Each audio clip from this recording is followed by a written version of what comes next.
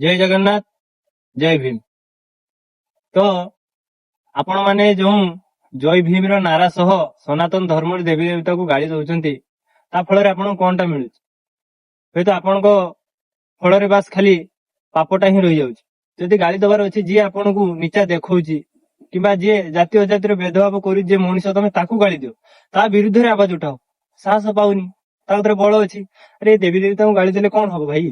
ତା ଫଳରେ ଭଗବାନ ବୁଦ୍ଧଙ୍କର ଅପମାନ ହଉଛି, ତା ଫଳରେ ବାବା ସାହେବ ଆମ୍ବେଦକର ଅପମାନ ହଉଛି। ଆଉ ଆପଣ ଯୋଉ ତପି ମିଶ୍ରକୁ ଗାଳି ଦଉଛନ୍ତି କିମ୍ବା ଯେ କୌଣସି ସଂଗଠନ ଯିଏ ଧର୍ମ ପାଇଁ ଆବାଜ ଉଠାଉଛି, ଆପଣ ତାକୁ ଗାଳି ଦଉଛନ୍ତି। ଥରେ ଆସିକି ତାଙ୍କ ସହ ହସିକି କଥା ହୁଅ, ଆଉ ତାଙ୍କ ପାଖରେ ବସ। ଯଦି ସେମାନେ ନ କୁଣ୍ଢେଇ ନେବେ ମତେ କହିବ, ପ୍ରଥମ କଥା। ଦ୍ୱିତୀୟ କଥା, ଏଇ ଜାତି ଅଜାତି ସେଇମାନେ କରୁଛନ୍ତି ଯୋଉମାନେ ଘର କୋଣରେ ଅଛନ୍ତି।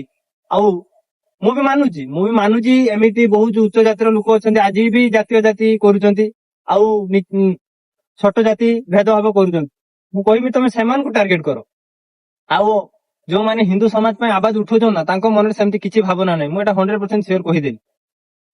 ଆଉ ଆପଣ ମାନେ ଅଜ୍ଞାନ ବସନ୍ତ ଗାଳି ଦଉଛନ୍ତି ଆମ ସନାତନ ଧର୍ମର ଦେବୀ ଦେବତାକୁ, ଆଉ ଯୋଉ ଭାଇ ମାନେ ଆମର ଧର୍ମ ପାଇଁ ଆବାଜ ଉଠେଇଛନ୍ତି ତାଙ୍କୁ। ଥରେ ଆସ, ତାଙ୍କ ପାଖରେ ବସ, ପ୍ରେମର ସହ କଥା ହୁଅ। ଯଦି ସେମାନେ ତମ ଗୋଟେ ଥାଳିରେ ତମ ସହ ନ ଖାଇଲେ ଆମକୁ କହିବ, ଆଉ ସେମାନେ ଯଦି ତମକୁ ନ କୁଣ୍ଢେଇଲେ ଆଶାଟା ବି ଆମକୁ କହିବ।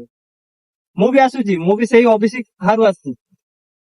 SC ST OBC ତରଫରୁ ହିଁ ଯାଉଛୁ ନା ଆମର ଲଢେଇଟା।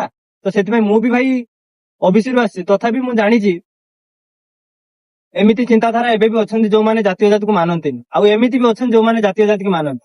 ଆଉ ଯୋଉମାନେ ଜାତୀୟ ଜାତିକୁ ମାନନ୍ତି ସେମାନେ କେବେ ସାମ୍ନାକୁ ଆସିକି ଧର୍ମ ରକ୍ଷା କଥା କୁହନ୍ତିନି। ତ ସେମାନଙ୍କୁ ଭାଇ ଟାର୍ଗେଟ କର। ଏମିତି ଯେମାନେ ଆମକୁ ଯୋଡିବା ପାଇଁ ଚେଷ୍ଟା କରୁଛନ୍ତି ସେମାନଙ୍କୁ ଗାଳି ଦିଅନ୍ତୁ ନାହିଁ।